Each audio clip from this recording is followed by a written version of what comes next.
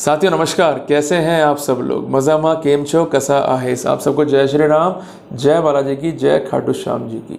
साथियों आज का टॉपिक जो मैं डिस्कस कर रहा हूँ ये बेस्ड है आपकी कॉमन क्वेरीज पे, कॉमन प्रॉब्लम्स पे, कि भाई पत्नी ने केस कर दिया है और कहते हैं जज साहब से कि ये पत्नी झूठी है, हमको छोड़ के चली गई, हम पे दावा कर दिया झूठा मेंटेनेंस का, अब हम इसको 1 रुपया नहीं देना चाहते और हमको जो है रिलीफ दी जाए और लड़की को रिलीफ ना दी जाए। क्या इतना कह देने मात्र से जज आपकी बात सुन लेगा, सहमत हो जाएगा? आप सब जानते हैं कि ऐसे ऐसे व्यू भी हमारे पास हैं जहाँ जजों ने कहा कि अगर आप बेरोजगार भी हैं तब भी खर्चा देना होगा, आप कुछ भी कीजिए पैसा देना होगा। पत्नी अगर रोजगार कमाती भी है और आपका रोजगार उससे बेहतर है, खर्चा जो है देना पड़ेगा on ground of income discrepancy. इसके अलावा पत्नी रह रही है पीआर में, सेक्शन 9 का केस है, आप जीत भी गए हो, खर्चा जो है देना पड़ेगा। तो उथल पुथल ने हमारा दिमाग जो है ख़राब कर दिया। करें क्या? अल्टीमेटली हम हिम्मत हार जाते हैं, लड़की जैसा कहती है वैसा हम करते हैं। और बेसिकली हर पेरेंट नहीं चाहता है कि ये जान छूटे इस लड़की से, हमारी निकले हमारे घर से ये और कहीं और मैरिज करें। जब कहीं और मैरिज करोगे तो क्या गारंटी है भाई कि लड़की अच्छी आ जाएगी, इससे बेहतर आ जाएगी। और एक कहावत भी है ना कि दूध का जला छाछ को फूक फूक के पीता है, पर मैं कहता हूँ कि भाई ये कंसेप्ट ही गलत है। कहानी की शुरुआत में ही अगर हम अलर्ट हो गए तो ना दूध गर्म करना पड़ेगा, ना दूध से जलना होगा और ना ही फिर छाछ को फूक फूक के पीना होगा। बेसिकली हम तब जागते हैं जब बहुत देर हो जाती है, लड़की कोर्ट कचहरी तक पहुंच जाती है, वो केस दाखिल करती है, नोटिस कोर्ट से आता है, फिर हम डिफेंड करने पहुंच जाते हैं और फिर लड़की अपना जो रौद्र रूप है वो कोर्ट में दिखाना शुरू करती है। कोर्ट कहती है कि नहीं भाई लड़की जात है, वो मेंटेनेंस पाने की हकदार है, वो आपकी पत्नी है, आपने उसको भोगा है और अल्टीमेटली अगर आपने उसको भरण पोषण नहीं दिया तो वो गलत हाथों में पड़ जाएंगी। इस बात की पॉसिबिलिटी भी है कि वो वेश्यावृत्ति करें। पर साथियों कानून दोनों तरफ का है। यहाँ पर कानून ये भी है कि लड़कियां अगर पढ़ी लिखी हैं they can not be allowed to sit ईडीएल, और कानून ये भी है कि मेंटेनेंस दो। तो भारी कंट्रोवर्सी दिमाग में हो जाती है। तो जजमेंट जो है वो तय होते हैं जजेस के हिसाब से, क्योंकि कोई जज जो है अप्लाई कर रहा है लॉ को एक एंगल से, कोई जज जो है अप्लाई कर रहा है लॉ को दूसरे एंगल से।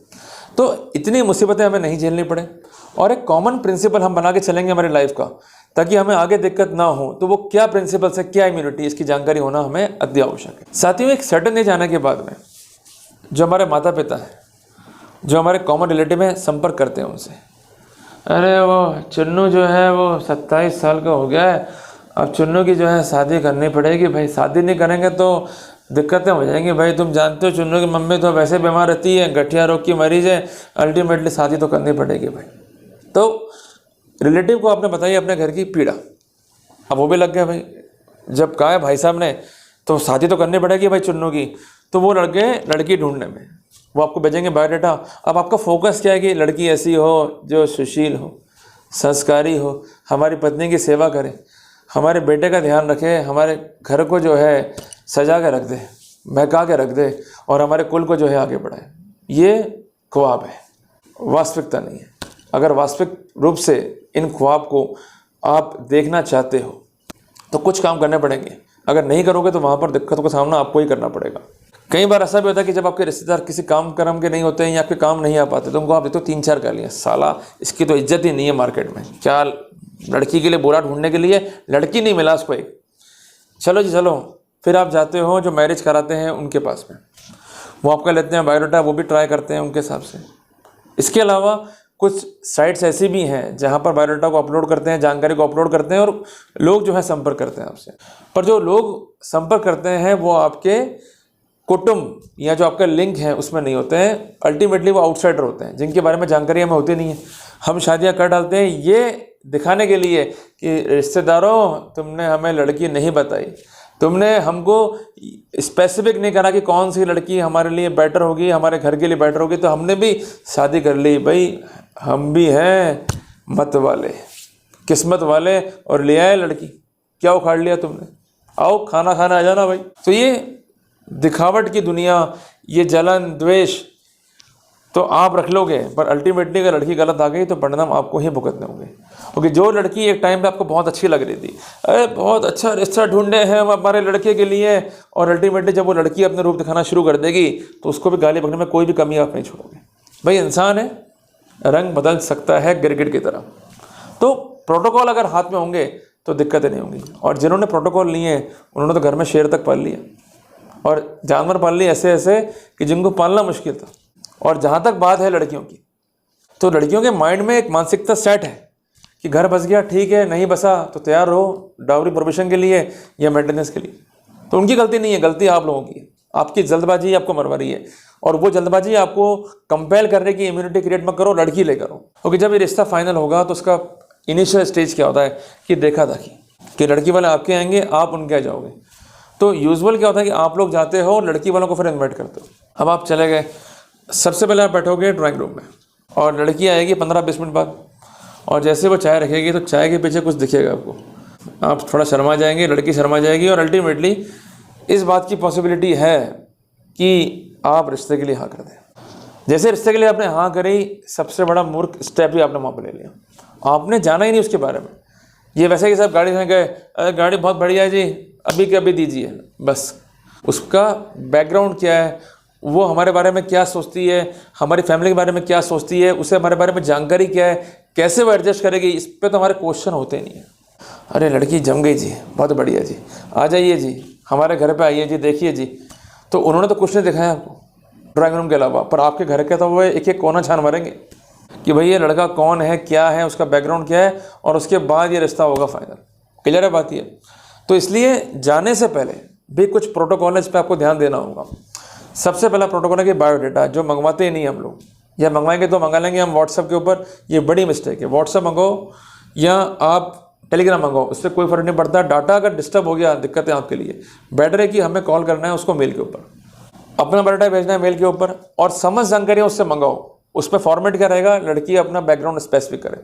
हमें जानना ही नहीं परिवार के बारे में, कितने मामा मामी चाचा चाची क्या करते हैं क्या नहीं करते हैं, लड़की के बारे में बताओ। सबसे पहले ये उनसे मांग करनी है कि भाई लड़की का सबसे पहली बात एजुकेशन क्या रहा है, क्लास 12 तक, फिर इसने जब अपना ग्रेजुएशन किया या पीजी किया तब इसका क्या हाल चल रहा है। तीसरी बात, ये इंग्लिश मीडियम से रही है, हिंदी मीडियम से रही। चौथी बात, इसको इंग्लिश आती है नहीं आती है, ये क्वेश्चनरीज बना के भेजो। और सबसे इम्पोर्टेंट बात, जिस स्कूल में पढ़ी उसका मार्क्स क्या रहा है, एकेडमिक बैकग्राउंड क्या रहा है। अगर एकेडमिक बैकग्राउंड बिल्कुल ख़राब सा है, कम पढ़ी लिखी है या प्रोफेशनली क्वालिफाइड नहीं है, रिश्ते के लिए वही मना कर दो, आगे देखना ही नहीं अपने को। क्लियर है? ये सब फालतू की बातें हैं कि लड़की सेवा करेगी, गरीब की लड़की है, कोई सेवा नहीं करेगी। अगर वो आ गई, पसर गई और अल्टीमेटली उसे केस ठोक दिए, फिर कोई बचा नहीं पाएगा आपको, क्योंकि वो तो बेरोजगार है और आप खुद स्वीकृत कर रहे हो कि हम ये लड़की बेरोजगार लेके आ रहे हैं। इस बात का विशेष ध्यान रखना है आपको। फिर उसके बारे में और जानना है तो आपको और क्वेरी जनरेट करनी पड़ेगी, लड़की से आपको मीटिंग करनी पड़ेगी। अब आप करते क्यों, आगे कर दोगे अपने पापा को, मम्मी को, अरे भैया शादी करनी है आपको, संभव करना आपको, ना कि अपने पेरेंट्स को। तो आपको घर बसाना साथ में उसके, तो you must know about your partner, know your partner, ये सब्जेक्ट है आज की वीडियो का। तो वो जानोगे कैसे, कि जब आप उससे इंटरेक्शन करोगे, पर जो इंटरेक्शन कर रहे हो उसको रिकॉर्ड करते हुए चलो, एविडेंस बना के चलनी है आपको एक एक चीज़ की। नहीं बनाओगे तो बाद में आप मारे जाओगे। उसका जो कंसर्न इंस्टीट्यूशन है जहाँ वो पढ़ी, वहाँ जाके मालूम करो उसका बैकग्राउंड क्या है। उसने अगर जॉब नहीं करी है तो क्यों नहीं करी, इसका विशेष कारण क्या है, और जॉब करी है तो उसने अपने एम्प्लॉयर को क्या बताया, वो बताएगी आपको मैंने ये बताया। और ये इसलिए आपके लिए हेल्पफुल है कि कई ऐसे इंसिडेंट हुए कि जहाँ पर एम्प्लॉयर के बयान जो है कराने पड़े, जहाँ लड़की ने प्लीड किया खुद को कि टीम लीडर, कि मैं अच्छा परफॉर्म कर सकती हूँ, कंपनी को आगे ले जाऊंगी, तो वो परिवार को आगे लेके जा सकती क्यों नहीं है, ये क्वेश्चन मार्क बहुत बड़ा क्रिएट होगा। इसके अलावा उसके थॉट्स क्या हैं आपकी माँ के बारे में, उससे निबंध लिखो।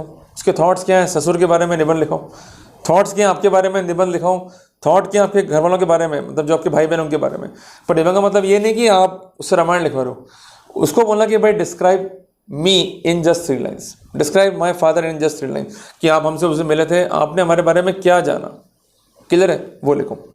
इसके अलावा एक फैमिली ग्रुप जो है बना लो बात के लिए भी, कि जो जो भी इंटरेक्शन होंगे अब फर्दर, तो उसमें दिक्कत नहीं है। उसमें लड़की के माँ बाप, आपके माँ बाप, आपके जो अन्य घर वाले जिनको आप जोड़ना उचित समझते हो उनको भी वहाँ जोड़ दो, और लड़की और आप तो वहाँ होने चाहिए। सब कुछ ठीक चल रहा है, आपको लग रहा है कि भाई रिलीजियस ठीक है, इसका प्रोफेशनल बैकग्राउंड ठीक है, या अनगढ़, सब कुछ ठीक है, अब रिश्ते के लिए हम आगे बढ़ सकते हैं। अब आता है स्टेप कि शादी में क्या सामान देंगे और क्या लेंगे। लोग कहते हैं कि भाई दहेज मांगने के बराबर स्थितियाँ, ये दहेज मांगना कभी है ही नहीं। जो भी इस पर कस्टम देना चाहते हैं वो बताएं, ये उनसे आप पूछ सकते हो, और जो हम देना चाहते हैं उसकी लिस्ट इन प्रकार है। ये ज़रूरी इसलिए है ताकि सब कुछ क्लियर रहना चाहिए फ्रॉम द इंसेप्शन कि ये देंगे, और ये आर्टिकल जो आप ले रहे हैं वो हमारा ही पार्ट है, वो कभी रिफंड नहीं होगा। जो भी आर्टिकल आपको दे रहे हैं उसके बारे में आप क्लियर कट पोजीशन कर दें कि ये हमें गिफ्ट के फॉर्म में दें। ठीक है जी, ये इसलिए ज़रूरी होता है कि अगर आप गिफ्ट के फॉर्म में ले रहे हैं तो section 3 sub clause 2 DP act का वहाँ लगता है प्रोटोकॉल, और नियम 2 है डीपी रूल्स के। तो ऐसी स्थिति में ये डाउरी नहीं होगा और आप पे केस नहीं बनेगा डीपी एक्ट का या गबन करने का, जो भी इस समय है 318 316 BNS। क्लियर हो गया आपको? Everything is to be clear. इसके अलावा जो भी खर्चे शादी में हो रहे हैं, चाहे वो कॉमन खर्चे हैं या इंडिविजुअल खर्चे हैं, वो खातों से करने हैं आपको। और कई बार ऐसा होता है कि लड़की वाले आपके खाते में अमाउंट ट्रांसफ़र करते हैं, फिर आप खर्चा करते हो आगे। ये बड़ी मिस्टेक है, ऐसी गलती मत करो। जो भी खर्चे हो रहे हैं, जिसको भी कर रहे हो, खातों में करने हैं, और जिसको दे रहे हैं उनके मंगा लो अकाउंट नंबर या QR कोड्स, पेमेंट सीधा कर लो आप। जितना लड़की वालों ने करा है वो भी क्लियर है, जितना आपने कर दिया वो भी क्लियर है। स्क्रीनशॉट्स को मेंटेन कर लो, ये बहुत ज़रूरी है। रिकॉर्ड्स मेंटेन करोगे दिक्कतें नहीं आएंगी। प्रॉपर आपको अकाउंट फॉर करना है। उसके बाद जब लड़की वाले आपसे कोई बातचीत कर रहे हैं या आप कोई बातचीत कर रहे हो, लगातार रिकॉर्डिंग में रखो और उस रिकॉर्डिंग को प्रिजर्व करते हुए चलो। बाद में लोग क्या मुद्दे उठा देंगे, साहब इन्होंने दहेज की मांग करी थी, ये करा था, वो करा था, तो वो रिकॉर्डिंग आपका बचाव है। क्लियर है बात ये? और इसके अलावा जो फैमिली ग्रुप बना दिया है आप लोगों ने पहले ही, अब उसको उपयोग में लेंगे अपन कि भाई ये डेट फिक्स हुई है, जो भी है जैसा भी है, एक एक चीज़ क्लियरिफाई करते हुए चलो, ताकि उनको अपन अपडेट दे रहे हैं कि भाई इस तरह से हम वर्कआउट करेंगे। शादी ऐसे होगी, भाई साहब इसमें 3 लाख रुपये खर्चा हो रहा है तो हम 2 लाख जमा करा रहे हैं, आप 1 लाख जमा करा दो, क्योंकि ये कॉमन खर्चा है। बार बार लिखो अगर वो है, और एक एक चीज़ को क्लियरिफाई करते हुए चलो। अगर आप नहीं करोगे तो वहाँ मारे जाओगे। और खर्चा कैश में नहीं करना है, खर्चा उनसे खातों में नहीं रहना है, जो कुछ है इक्वल करना है तो जो कंसर्न व्यक्ति है उनके अकाउंट में जमा करा दो। तो ये बेसिक चीज़ें हैं, ध्यान में रख लोगे तो बच जाओगे, अदरवाइज जो है मारे जाओगे। लड़की ने केस कर दिया, लड़का जो है पहुँच गया कोर्ट में, इसको डिफेंड कर रहा है, ठीक है कोर्ट खर्चा बांध देगी। बट यहाँ पर वो लड़का डिफेंड कर रहा है, अब उसके पास 6 प्लस पॉइंट है कि लड़की के बारे में मैंने मालूम किया था कि वो प्रोफेशनली क्वालिफाइड है, उससे मुझे बताया भी अब नौकरी क्यों नहीं कर रही है, और हम जॉब ऑफर कर रहे हैं, जॉब करें, क्योंकि मेंटली फिजिकली जब फिट है तो जॉब ये कर सकती है। क्लियर है बात ये? दूसरी इंपॉर्टेंट बात है कि शादी में जो भी सामान दिया, जो भी लिया, वो लेती है वहाँ बड़ा चढ़ा के, तो वो लिस्ट जो आपके पास में ऑलरेडी है, जो ऑथेंटिक प्रूफ है, जो आपने by the way of agreement जो है तैयार करी है, वो बन जाएगा ऑथेंटिक प्रूफ। तीसरी बात है कि जो भी सामान हमने दिया इसको, वो हमने हड़पा नहीं है, क्योंकि शादी से पहले हमने एक लॉकर खुलवा दिया और उस लॉकर में आर्टिकल सारे जमा हो गए। क्लियर है? और वो लॉकर जो है लड़की के नाम पर, जिस बैंक में वो लॉकर है उसमें हमारा ना तो अकाउंट है ना ही लॉकर है। बहुत ज़रूरी चीज़ है अगर आप फॉलो करोगे तो। चौथी इंपॉर्टेंट बात, जो हमारे बीच इंटरेक्शन हुए उसका रिकॉर्डिंग में हमारे पास है, हमने कोई दहेज की मांग नहीं करी है। इसके अलावा जब लड़की चली गई तब भी हम लगातार उसको रिकॉर्डिंग मोड पे रखते गए, एक एक चीज़ का हमारे पास में एविडेंस है। और कई लोग पूछते हैं कि भाई शादी के बाद कमरों में जो है कैमरा लगा लें या क्या करें। आप कैमरा लगा सकते हो कॉमन प्लेसेस के ऊपर, ताकि इंटरेक्शंस को आप शो कर सको। ज़रूरी चीज़ें सेफ्टी करने के लिए। जिस कमरे में संभोग है पति पत्नी का, वहाँ कैमरा नहीं जाएंगे, बट जहाँ पर संभोग नहीं है, कॉमन प्लेसेस हैं, कॉमन रूम है, वहाँ आप लगा सकते हो, ताकि इंटरेक्शंस क्या है वो एक ही चीज़ क्लियर हो। जैसे किचन है, कॉमन हॉल है, यू में install the CCTV camera with recording facility. अलावा लड़की जब भी गड़बड़ कर रही है, बदतमीजी कर रही है, जो कुछ भी कर रही है, संज्ञान मैटर आपके आ गया तो उसको भी रिकॉर्डिंग करते हुए चलो। अगर ये चीज़ें आपने कर ली शादी से पहले और शादी के बाद, तो जब वो केस होगा तो आप मेंटली प्रिपेयर हो लड़ने के लिए। ठीक है जी? और अगर आपने ये सेफ्टी नहीं करी और मेंटली प्रिपेयर नहीं हो तो वहाँ मारे जाओगे। और ये बात क्लियर करते हुए चलो लड़की वालों को कि तुमको जॉब करनी होगी, और जॉब इसलिए करनी पड़ेगी क्योंकि तुम्हें खर्चा उठाना है परिवार का। क्लियर बात ये? और लड़की से शादी के बाद कोई भी पैसा अपने खाते में नहीं लेना है, इस बात को सेटिंग दिमाग में सेट कर लो। जो भी खर्चे वो कर रही करते रहे, पर आपको नहीं लेना अपने हाथ में। और अगर वो कैश विड्रॉ करती भी है तो सब कहने की बात है कि मैंने विड्रॉ किया और उनको दे दिया। तो जो लड़की कैश विड्रॉ करने के लिए ATM जसती है वो थाने पे पहुंच सकती है। अगर वो नहीं जा रही है तो इसका मतलब वो ब्लफ कर रही है। इसके अलावा घर में जो कॉमन खर्चे हो रहे हैं उसके लिए आप एक जॉइंट अकाउंट भी क्रिएट कर सकते हो, आपकी पत्नी और आपका। उसमें 10,000 आप डाल दो, 10,000 पत्नी डाल दे, फिर उनसे खर्चे करते रहो, तो वो चीज़ जायज़ है, चलेगी। और जो भी खर्चे कर रहे हो उसके प्रॉपर अकाउंटिंग करते हुए चलो। चीज़ छोटी है पर जब दिक्कतें होती हैं तो भी ये डॉक्यूमेंट, यही एविडेंस जो है हमारे काम में आएगी। तो जो मैंने बताया आपको कि जो सामान्य लड़ रहा है उसमें कोई भी एविडेंस नहीं है, पर जब वो लड़का डॉक्यूमेंट से लड़ रहा है तो कोर्ट देखती है भाई एविडेंस प्रॉपर है, तकनीकी चीज़ यहाँ सारी है, तो उसका फ़ायदा मिल जाएगा अपने को। तो कोशिश ये करो कि लड़की का बैकग्राउंड क्या है उस पर हमको सारा काम करना है। और इसी क्रम में एक बात ये भी आप जोड़ लो, जो एंड की बात है कि जब भी हम रिश्ते को फाइनल करने जा रहे हैं उससे पहले लड़की का बायोडाटा हमारे पास में है, उसके माता पिता से ये चीज़ आप कन्फर्म करो कि उसके नाम कितनी FD हैं, उसका इकोनॉमिक बैकग्राउंड क्या है, उसका सोर्स ऑफ इनकम क्या है। कल को आप नहीं रहे, ये शादी नहीं करती तो ये मेंटेन कैसे करती खुद को। जो बातचीत हो रही है उसको रिकॉर्ड करते हुए चलो। पति नहीं रहा तो ये मेंटेन कैसे करेगी खुद को। क्लियर है? ये भी रिकॉर्ड करते हुए चलो। और इसका एक एग्रीमेंट हो सके जरूर कर लो, ताकि शादी में क्या खर्चे होने वाले हैं, क्या क्या सामान दे रहे हैं और भविष्य में स्थितियाँ क्या रहेंगी, ये ज़रूरी है। वो मना करते हैं उठ जाओ, पर एग्रीमेंट कर लिया तो बहुत सेफ्टी रहती है। अगर हम अलर्ट हैं, ठीक है जी, तो भविष्य में दिक्कतें कम आएंगी, और अलर्ट नहीं है दिक्कतें जो हैं बड़ी आ जाएगी। और इसके अलावा लड़की को उसके पेरेंट्स जो गिफ्ट दे रहे हैं शादी में, वो लड़की की जो एब्सोल्यूट प्रॉपर्टी बनने वाली है, ये भी आप लिखवा लो कि ये उसका कैपिटल हम बनाएंगे उसके रिटर्न्स के अंदर, इनकम टैक्स में ये रिटर्न जरूर भरना है आपको, ये बात विशेष आप ध्यान रख लो।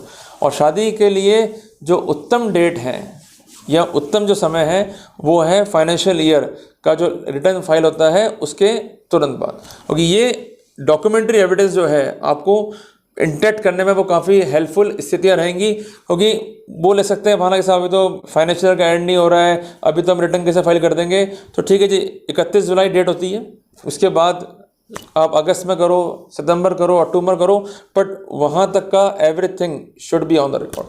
यही कैपिटल है उसका जो हमको ये देना चाह रहे थे, हम कैपिटल को वहीं इंटेंट कर रहे हैं, जो कुछ हम दे चुके हैं वो रिटर्न में जो है शो करते हैं। बट ये चीज़ें बहुत ज़रूरी हैं, अगर आप ध्यान नहीं दोगे तो वहाँ पर आप मारे जाओगे। इसके अलावा अगर पेरेंटल प्रॉपर्टी है उस पर लड़की को क्या हिस्सा मिलेगा वो भी लिखा लो एग्रीमेंट में। अगर वो नहीं देना चाह रहे हैं तो ये भी लिखो। जब तक लड़की इकोनॉमिकली सॉलिड नहीं है, उसके पास साध्य नहीं है, उसके पास प्रॉपर इन्फॉर्मेशन नहीं है अपने भविष्य के मेंटेनेंस को लेकर, तो शादी नहीं करनी है। तो ये आपकी कॉमन सेंस पे बेस्ड जो है जानकारियाँ हैं, इस पर आपको काम करना है। अगर आप नहीं करोगे, जल्दबाजी करोगे, लड़की लिया होगे तो आप भी मारे जाओगे। तो आपको एक एक चीज़ को अश्योर करना है कि इसके पास प्रॉपर मीन्स है। इसने खुद ने डिस्क्लोज किया मुझे, और उसका डॉक्यूमेंट मेरे पास पड़ा आज तक मेल पे, ये डॉक्यूमेंट जो है पड़ा राइटिंग में, तो वहाँ पर दिक्कतें कम आएंगी और उसके बेसिस पर वर्कआउट कर सकते हो। उदाहरण के लिए अगर उसके नाम एफडीज़ हैं, उसके पास जो है सोना है, उसके पास कोई वैल्यूबल्स हैं, उसको बेचे, क्या करके रिटर्न करके लिक्विड बनाए। भाई खाना ज़रूरी है ना कि पहनना, गहने वगैरह, उस सिनेरियो में हम यहाँ प्रॉपर वर्कआउट कर सकते हैं। क्लियर है? क्योंकि अगर मकान मांग रही किराए का, तो इसका मतलब खुद का जो मकान है जो उसको मिलेगा प्रॉपर्टी में, उसको यूज़ तो करेगी नहीं। क्लियर है? तो अल्टीमेटली वो अपना शेयर क्लेम करे, पार्टीशन करे, शेयर अपना बेचे। तो इसलिए ज़रूरी है, अगर सब कुछ लिखा होगा तो हमारे लिए बहुत ईजी रहेगा भविष्य को कंटेस्ट करना। और लिखा हुआ है तो लड़की वाले वैसे काम जाते हैं, उनको मालूम भाई अब तो हमारी ऐसी की तैसी हो जाएगी। तो इसलिए शुरू से अलर्ट है तो इम्यूनिटी लेवल अच्छा होगा और बाद में कंटेस्ट करने में जो है हमें आसानी रहेगी। क्लियर है? तो उम्मीद करता हूँ कि ये शॉर्ट टिप्स हैं जो आपके लिए एक गाइडिंग प्रिंसिपल बनेगी, जिसको आपको डेवलप करना है as per facts and circumstances, ताकि आप एक अच्छा वर्कआउट कर सकें और अपने वैवाहिक जीवन को जो है सफल बना सकें। और अगर फेलियर आता भी है तो इन डॉक्यूमेंट के बेसिस पर आप अपनी इम्यूनिटी जो है क्लेम कर सकें। क्लियर है? तो उम्मीद करता हूँ कि टॉपिक आपको अच्छा लगा होगा। इस वीडियो को लाइक और शेयर कीजिएगा। जल्दी मिलते हैं एक नए टॉपिक के साथ। टिल देन जय हिंद, जय भारत।